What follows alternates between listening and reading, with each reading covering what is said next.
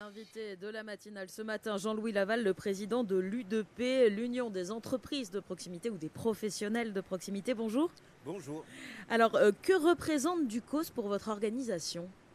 Mais Ducos, déjà, la première chose, on a notre siège à Ducos, Factory.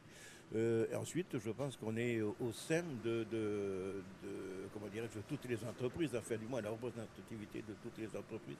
Et c'est quand même le poumon des entreprises. C'est là où se trouve la plupart de vos adhérents? Non, ils sont peu disséminés un peu partout. Oui, oui. Je préfère dire ça comme ça, quand même. Ce poumon a tourné au ralenti, si on peut dire ça, pendant le confinement. Quel a été justement le retour de vos adhérents qui ont dû vivre ce confinement et qui ont dû mettre leur activité au ralenti? Mais il y a eu énormément d'entreprises, de petites entreprises qui ont mis leur activité au ralenti. C'est évident. Et ce passage a été quand même pas facile, a été assez dur. Euh, on peut dire que heureusement qu'il y a eu quand même des actions entreprises rapidement par le gouvernement ainsi que par la province et qui a permis aux nos petites entreprises de se maintenir et voire aussi de changer légèrement d'orientation pour pouvoir passer ce cap très difficile. Mais c'est quand même pour ces petites entreprises, au départ, c'est vrai qu'elles ont été très bien aidées, mais on n'a pas pu bénéficier exactement au même titre que des entreprises beaucoup plus importantes de ces aides parce que il y avait certains critères qui ne nous permettaient pas de pouvoir bénéficier de toutes les aides qui ont été mises en place par l'État et par le gouvernement. Et comment, dans ce cas-là, vous avez pu aider vos adhérents à quand même de tenir le coup? Bien, surtout par le conseil, le conseil. Beaucoup de coups de fil nous sont parvenus. Nous les avons aidés à monter leur dossier, à les conseiller. Oui, vous pouvez faire ceci, vous pouvez faire cela. Beaucoup de réconfort moral aussi, parce que il faut dire que, eh bien, c'était pas la joie. Et lorsqu'on est un artisan et lorsqu'on a pratiquement plus d'activité, eh bien, il est très dur de se maintenir parce que, comme tout individu, eh bien, eux aussi, ils ont une famille à nourrir, ils ont également des loyers à payer, ils ont pour certains aussi des crédits, malgré qu'on travaille beaucoup sur fonds propres, mais il y a eu quand même beaucoup de difficultés. Et comment se passe la reprise? La reprise se passe tout doucement, mais l'artisan est patient. L'artisan trouve toujours moyen de faire mieux chaque jour, de se réinvestir, de se remotiver. Et donc, je pense qu'on passera ce cap-là. On a déjà passé des caps très difficiles. On passera celui-ci aussi. Et je suis certain que on saura trouver la bonne voie et les bonnes solutions pour se maintenir dans les marchés Euh, et dans les activités. les chambres consulaires avaient commandé et avaient fait des études sur l'impact de la pandémie et du confinement sur l'économie. Quels sont, vous, les chiffres que vous avez eus au sein de votre organisation pour évaluer à peu près l'impact que ça a eu en matière financière, en matière d'emploi, en matière d'entreprises qui ont peut-être fermé? Je parlerai pas tout à fait de chiffres, parce que les chiffres, dans notre organisation, on n'a pas les moyens de faire des statistiques. Ce n'est pas, et d'abord, c'est pas ce que l'on cherche. Par contre, ce qu'on peut dire, que beaucoup de secteurs, comme le secteur du bâtiment, ont pratiquement été à l'arrêt.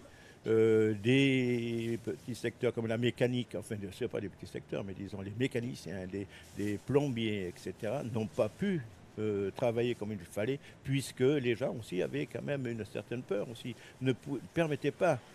S'il y avait des travaux qui devaient se faire, mais, ils ont reculé parce qu'ils avaient quand même une certaine appréhension de faire pénétrer chez eux des personnes qui pourraient, le cas échéant, les contaminer, entre guillemets.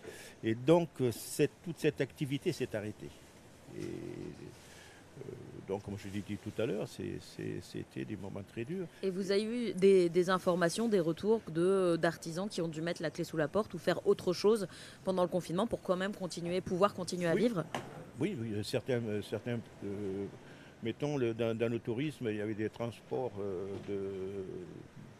passagers, des transports de personnes pendant l'avion, etc., puisqu'il n'y avait plus de moyens aériens, donc ils se sont transformés en transporteurs de repas, des distributeurs de repas, parce que certains hôteliers, certains restaurants ont fait des plats emportés. Et donc, ils n'avaient pas toujours les véhicules pour livrer leurs plats. Et bien, eux, ils se sont transformés en livreurs de plats emportés, etc. Donc, c'est une très bonne initiative et qui a permis aussi de passer ce petit cap difficile. Et donc, vous savez, vous voyez que les artisans savent s'adapter à toutes les situations. 7h07 sur la première, Jean-Louis Laval, président de l'UDP. Vous êtes avec nous dans l'invité de la matinale. Et comme d'habitude, vous pouvez poser vos questions. Le standard est ouvert. Vous pouvez poser vos questions au 258. 258. Jean-Louis Laval, pour passer cette crise de la Covid-19 et du confinement, il y a eu une interpatronale qui s'est montée avec la CPME et le MEDEF. Comment avez-vous travaillé ensemble ? Bien, nous avons travaillé ensemble d'abord avec le gouvernement, puisque nous avions, durant toute cette période, des réunions hebdomadaires avec eux. Et ça nous a permis aussi de se réunir entre nous et de pouvoir se mettre d'accord sur les dispositions que l'on pouvait mettre en place et suggérer au gouvernement pour nous permettre au mieux de passer cette période difficile. Donc ça nous a permis de mieux nous parler, de mieux nous comprendre et ensuite, je dirais même, de s'estimer mutuellement. Et ce qui a facilité... Ça faisait défaut avant ? Disons que l'estime y était certainement, mais pas de la même manière que l'on retrouve aujourd'hui. Donc voilà, bon, ça fait un peu sourire, oui. Oui, c'était pas tout à fait pareil, quoi. Mais pour autant, vos trois organisations connaissent des problématiques différentes. Oui. Le MEDEF pour les grosses entreprises, la CPME pour les petites et moyennes, et vous pour les commerces de proximité et les entreprises de proximité en général. Il n'y a pas que le commerce, l'artisanat, les professions libérales. Comment vous avez essayé de combiner toutes ces problématiques différentes pour parler d'une même voix au sein de l'interpatronale ? Mais c'est pas si difficile que ça, parce que les petites entreprises, on trouve dans les petites entreprises, on trouve de l'artisanat, on trouve des commerçants, on trouve toutes les mêmes personnes, en fait, pas les mêmes personnes, mais les mêmes secteurs où on trouve ces petites entreprises. Alors, il y a des entreprises artisanales petites, et il y a aussi d'autres entreprises qui ne sont pas artisanales, mais qui sont petites aussi. Mais ce ne sont pas des entreprises artisanales, ce sont des sociétés. Et donc, il y a un point commun, c'est, si on veut, cette proximité. Et donc, si on fait un effort, il est évident qu'on peut parler de la même voix. C'est peut-être un peu, je dirais même pas plus compliqué au MEDEF, puisque au MEDEF aussi, ils ont des petites entreprises également chez eux comme adhérents. Alors, donc, je crois que ce n'est pas ça qui pose le plus de problèmes, c'est plutôt la compréhension que nous pouvons avoir entre nous pour œuvrer dans le bien pour toutes les entreprises et à ce qui nous concerne, nous, les entreprises artisanales, les commerces de proximité et les professionnels biens, mais avec un point commun qu'il faut mettre dans le même panier les entreprises, le grand mot avec un grand E, un E majuscule. Et comment on arrive à faire ça ? Comment, maintenant que vous êtes en interpatronale, que vous discutez, que vous vous estimez mutuellement, vous arrivez à faire ça ? Eh bien, c'est toujours, comment je pourrais dire, avec une approche d'écoute et une approche de compréhension. Il faut se comprendre. Quand on commence à se comprendre et lorsqu'on veut faire quelque chose et qu'on a le désir réel, sincère, eh bien on y arrive, il n'y a aucun problème. Jean-Louis Laval, on va partir tout de suite au standard avec une question qui nous attend. Bonjour. Alors, c'est les aléas du direct et les aléas du direct en décentralisé. Apparemment, il y a quelqu'un au standard, mais nous, ici à Ducos, on ne l'entend pas, ce qui fait qu'on ne peut pas récupérer la question et qu'on ne peut pas, du coup, Monsieur Laval, vous ne pouvez pas l'entendre, donc on va essayer de faire en sorte de pouvoir l'entendre et on reviendra au standard dans quelques instants. Jean-Louis Laval, quelles sont, selon vous et selon l'interpatronale, les premières mesures à mettre en priorité ? On l'a vu, il y a eu des aides de l'État, il y a eu des aides du gouvernement, mais maintenant qu'on reprend une activité à peu près normale, qu'est-ce que doivent faire les pouvoirs publics pour aider les entrepreneurs, quels qu'ils soient ? Écoutez, je ne veux quand même pas me mettre à la place de nos politiques, de nos gouvernants, Non, mais vous avez des idées. oui, je crois que maintenant, il faut trouver des moyens pour la reprise, pour lancer cette reprise. Et pour lancer cette reprise, ben, ce sont, comment dirais-je, des marchés. Il faut qu'on remette La commande la publique. commande publique. Il faut qu'on on revoie certains problèmes qu'on peut rencontrer dans la TGC. Il faut, comment dirais-je, euh, amener une dynamique entre l'entreprise et les politiques et ne plus non pas se combattre ou se méfier entre le politique et l'entreprise et le monde de l'entreprise, mais travailler vraiment et œuvrer ensemble pour faire remonter cette économie et cette économie qui ne pourra se faire qu'avec les entreprises et bien entendu les salariés. Et concrètement, ça passe par quoi? Au-delà de la commande publique, au-delà de la confiance, qu'est-ce que peuvent faire très concrètement? Prendre quelles décisions? Mais moi je dirais déjà, c'est de peut-être essayer de nous baisser nos charges déjà, qu'on puisse employer, parce qu'il faut qu'on retrouve l'emploi, il faut qu'on puisse embaucher. Et pour embaucher, il nous faut une activité, et donc qui dit activité, ensuite dira embauche. Et une fois qu'on aura ces ingrédients, je suis certain qu'on pourra arriver à quelque chose. Mais ça ne se fera pas d'un seul coup.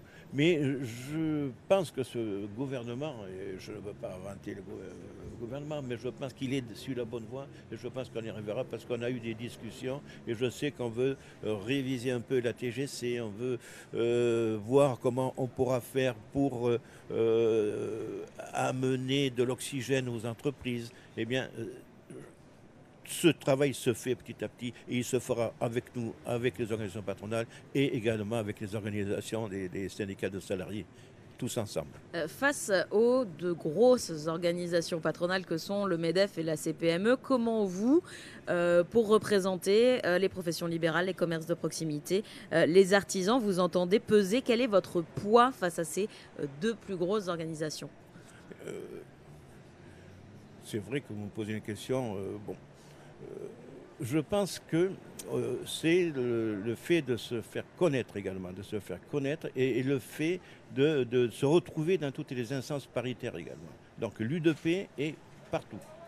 Bon, avec les difficultés que l'on peut rencontrer pour cette représentativité, pour se retrouver dans toutes les commissions, etc., parce qu'on n'est pas extensible, mais on commence à avoir du poids, on a du poids auprès des politiques, parce que les politiques nous connaissent, ils savent très bien comment nous travaillons et ce que nous faisons avec sincérité et proximité. Et donc, on pèse, oui, on arrive à peser et on arrive à discuter.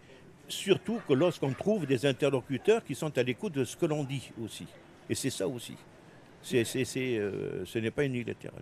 Mais pour autant, quand on voit l'avancée des dossiers que l'UDP défend, par exemple le statut du conjoint, la retraite des artisans et des libéraux, on a du mal à entendre cette compréhension de la part des autorités, parce que ces dossiers-là, ils n'avancent pas. Ils n'avancent pas, non, ils n'avancent pas. Mais il y a toujours une touche de mise à chaque, je dirais presque à chaque gouvernement, mais ensuite ça change. Et là, on a peut-être une chance, c'est que, pour le citer, c'était M. Gizès qui s'occupait de la retraite et du statut du conjoint notamment. Eh bien, il est toujours au gouvernement, là. Donc, j'espère. Je vous en prie, continuez. Donc j'espère que, j'espère, je sais qu'on va reprendre ces discussions et je suis certain qu'on va arriver à quelque chose, puisque avant que le gouvernement change, on avait déjà de bonnes pistes, on avait déjà de grosses avancées. Et si on repart dans cette dynamique, on arrivera à faire quelque chose. Je l'espère, je dis bien, parce qu'entre guillemets, parce que je me suis un peu trompé en disant que ça y est, on y est presque arrivé et puis on n'est pas arrivé. Est-ce que vous avez un calendrier, vous vous êtes fixé un délai pour dire là, maintenant, il faudrait vraiment que ces histoires soient réglées? Mais écoutez, je dis à chaque fois, cette année, j'espère que ça sera réglé. Maintenant, on est au mois de juillet, ça sera peut-être assez difficile, mais je voudrais bien quand même qu'en début d'année prochaine, qu'il y ait quelque chose de fait, parce qu'on ne peut pas vivre comme ça. L'artisan ne peut pas rester, les professions, les travailleurs indépendants ne peuvent pas rester sans couverture réelle de retraite, etc. On ne peut pas avoir comme ambition d'être ensuite après, comment dirais-je, à la merci de la collectivité. Non, il faut qu'on ait quelque chose qui nous permette de cotiser pour notre retraite et qu'on soit fier du travail que nous avons effectué toute une vie. On ne peut pas vivre au crochet des autres, c'est pas possible. Jean-Louis Laval, président de l'UDP, ce sera ma dernière question. Quels sont les grands chantiers, les priorités des priorités qui vont venir pour votre organisation? Pour notre organisation, eh bien, j'espère qu'on pourra durer encore longtemps, que notre priorité, eh bien, c'est de retrouver une activité saine et de retrouver ce qu'on n'a pas perdu quand même, mais notre dynamique et tout ça, et de s'épanouir vraiment dans notre métier, qui est l'artisanat, notre métier de travailleur manuel et de fonceur. Voilà. Jean-Louis Laval, président de l'UDP, l'Union des professionnels de proximité. Merci beaucoup d'avoir été notre invité ce matin en direct depuis Ducos. Merci. Et puis tout de suite, c'est à vous Nico pour la suite des programmes sur la première.